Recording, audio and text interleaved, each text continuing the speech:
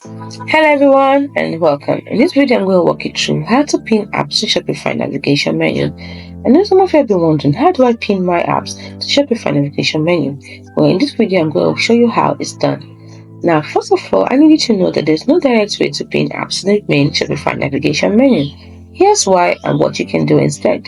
You see, the main navigation is typically reserved for core store sections like products, orders, and customers. So, what you can do instead is you can access all your installed apps within the app section in your Shopify admin. Some apps may even provide a dedicated launcher within your Shopify admin for quick access. So, what are the tips for improving app accessibility? 1. You can create shortcuts instead. How? Bookmark frequently used app pages in your browser for quick access. And if an app provides keyboard shortcuts, utilize them for faster navigation.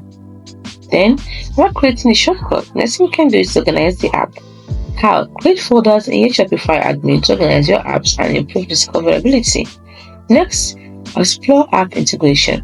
Some apps may integrate directly with Shopify's core features, making them more accessible within the main admin interface.